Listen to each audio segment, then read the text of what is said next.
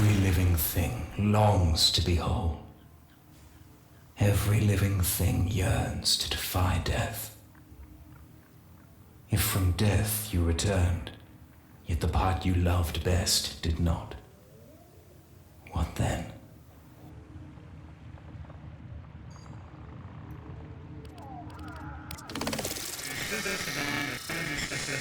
My name is Sigor Savar, morphology specialist with Nef Anyo's Venusian terraforming expedition.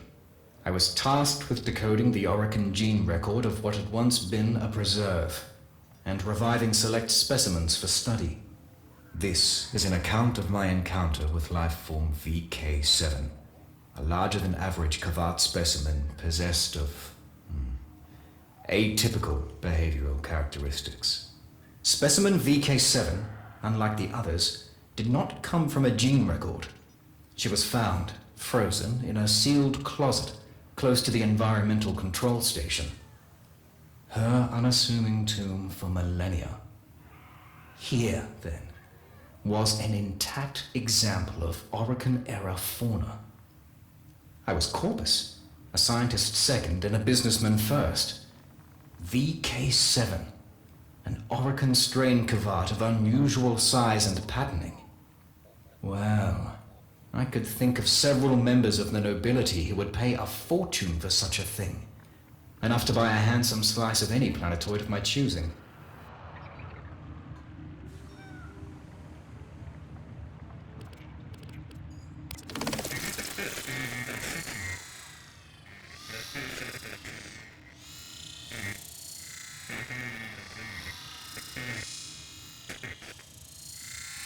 I had the corpse laid on a dissection rack, ready for a full surgical examination.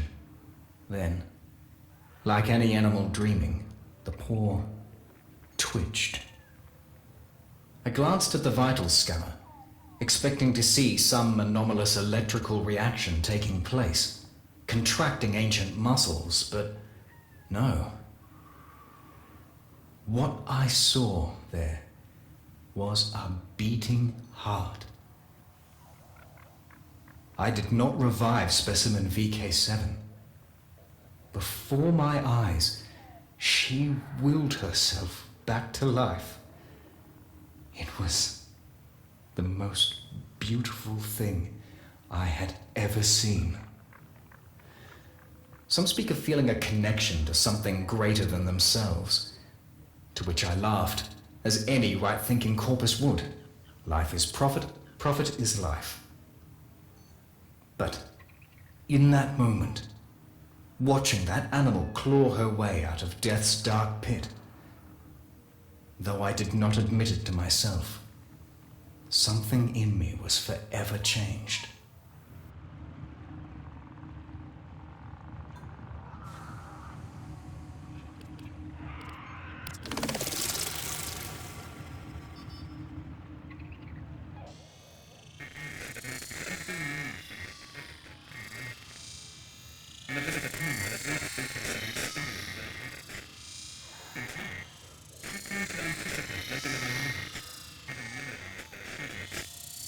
I found her sharp gaze unsettling.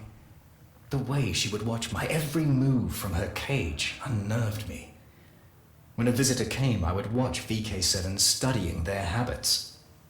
In time, she came to anticipate regular arrivals, having memorized their schedules.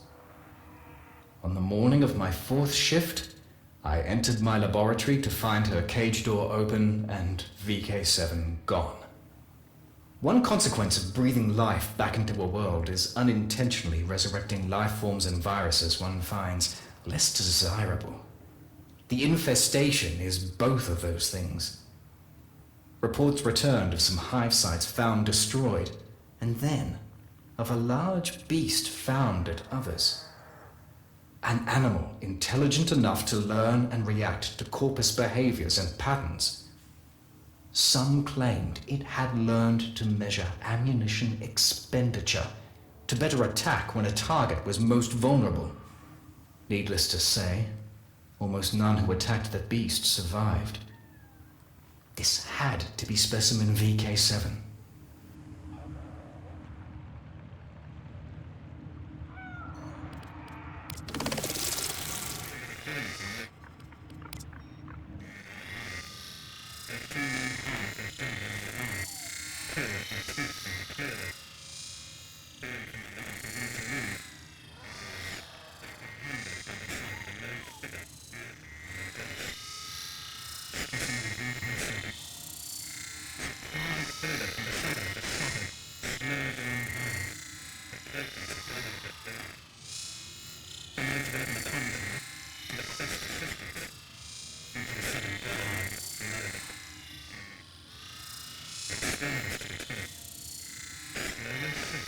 I left to join with a flamer team already deployed to a nearby hive. Both team and hive were dead when I arrived, killed by tooth and claw. Fearing for my life, I made to leave, and was apprehended by the sight of a low figure blocking my egress. Specimen VK7. She prowled forward from the shadow of a shattered, snow-blown hive, her paw prints red with blood. I made to open a comm channel to request assistance. VK7 growled low, and I swear this to be true, slowly shook her head. I did not make that call. She padded closer, and I saw the wound on her side. She turned that side toward me, an act of trust and a request for aid. I unpacked my field kit and carefully went to work.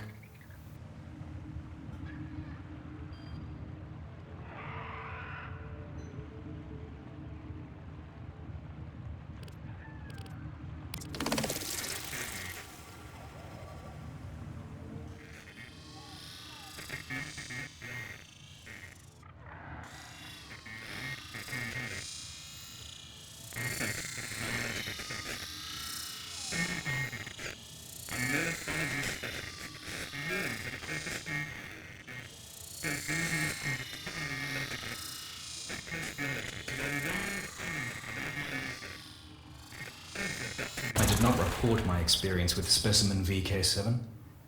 I could not admit why then, but now I can tell you.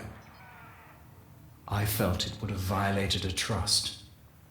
There I was, a morphology specialist, sworn to the Corpus Empire, and yet, for reasons entirely illogical, I placed loyalty to a wild animal above my life oath, and every doctrine that values self-interest above charity. But keep that confidence I did. I think that is why VK7 brought me the hand.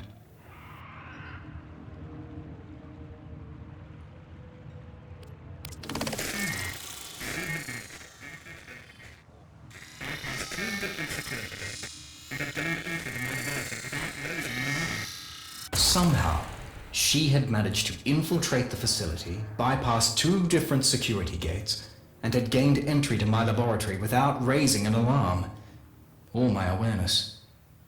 She held in her jaws a severed hand. Blackened, fossilized, gently, she laid it before me and, with a meaningful glance, turned, padded away into the shadows, and was gone. I analyzed the hand. What I learned that night, alone in my laboratory, would become an obsession to focus the remainder of my life.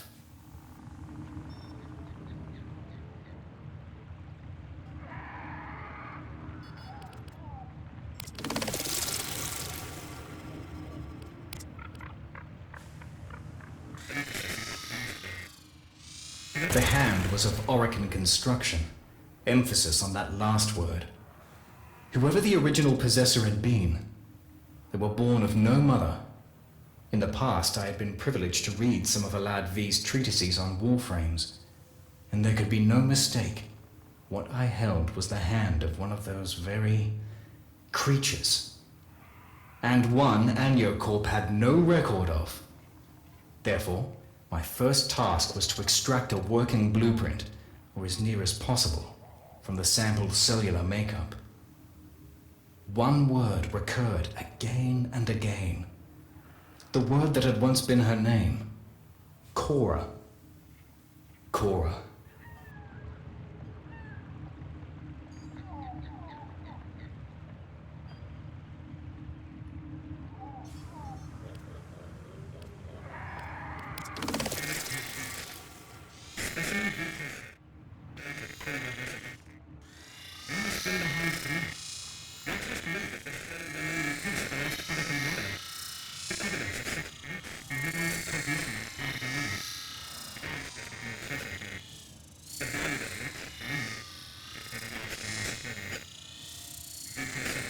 I was convinced. Specimen VK7 wanted Cora resurrected. Why else bring the hand to me?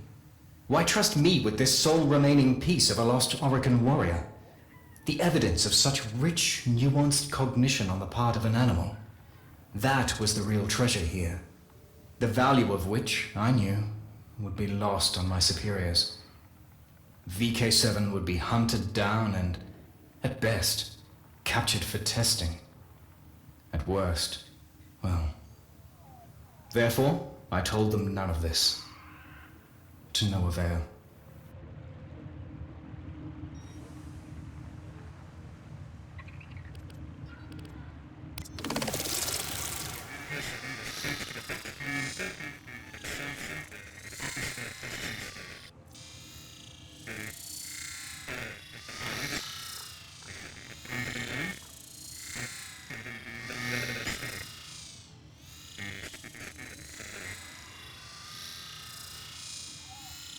Specimen VK7 was tracked to a box canyon 4.3 clicks south-southwest of the atmosphere processing station.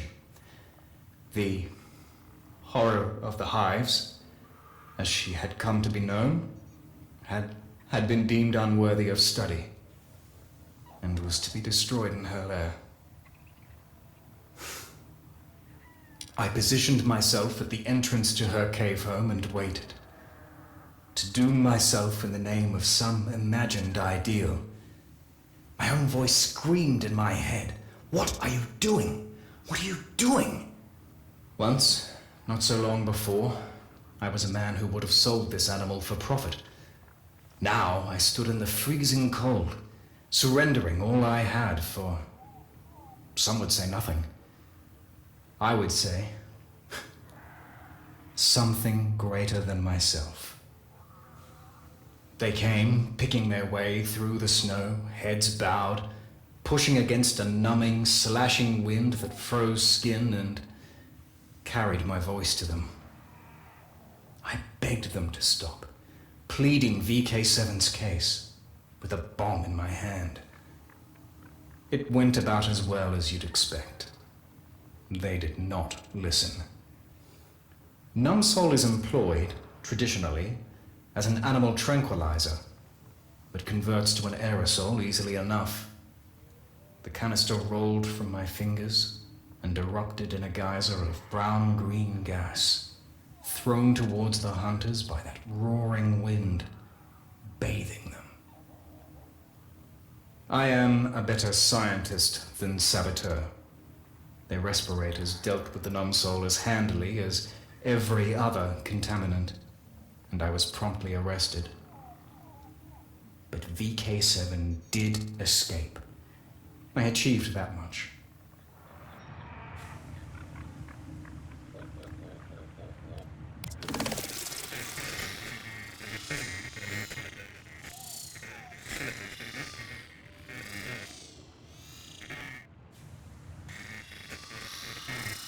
The atmosphere processor wasn't made for imprisonment or interrogations, but the lack of facilities did not prevent them performing both. Bound and beaten in maintenance closet A5, I told them everything. It doomed me. Zil, the oxygen tech from Reclamation 3, had a previous career in psychological operations for some branch of the military.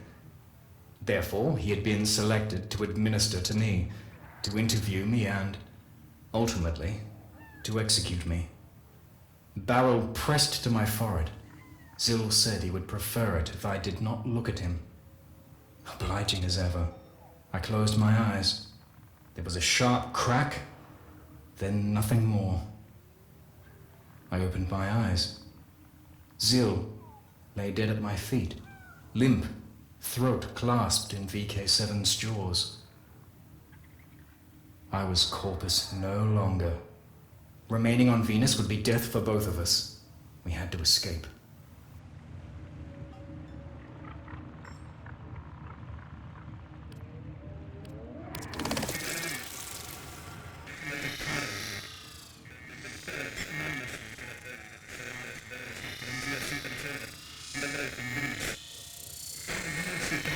Together we made for an automated cargo relay. One that would ferry us anonymously to the hold of a Solaris rail tractor in geosynchronous orbit and away from Venus. How well she guided me, circumnavigating patrols and security cameras. But, inevitably, my former comrades calculated our likely destination and closed in rapidly. Plasma blasts lanced the air from both sides of the hangar.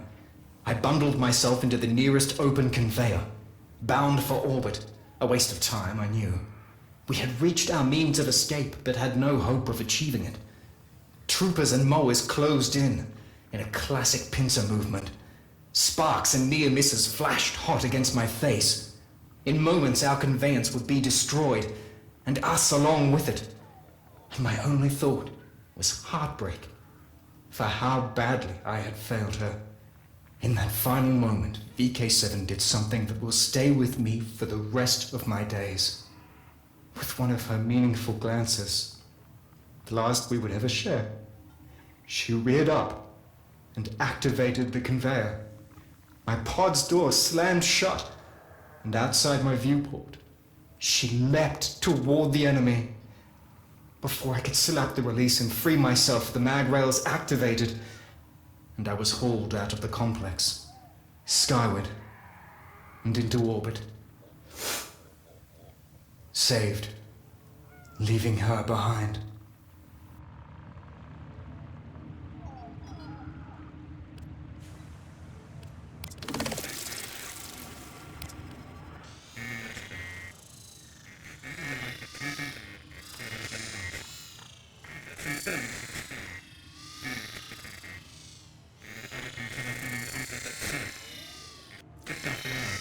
That was, well, many years ago now. I have spent my life attempting to locate Cora's remains. Contacts informed me she was found, fused but intact, within the Orican terraforming complex itself, and shipped off-world via a notorious Solaris rail agent, who subsequently vanished. I now believe, firmly, that her remains are to be found on the Eidolon Plains. I go there now, entrusting these encrypted logs to my old friend, Konzu, for safekeeping. There I shall put a lifetime of searching to rest. I have never doubted that VK7 survived Venus. And to this day, I still believe that, before I leave this life forever, I shall one day look up from my writings to find a familiar figure standing in my doorway, alongside her Kavat. I am Sigor Savar, a better man, as it turns out, than a scientist.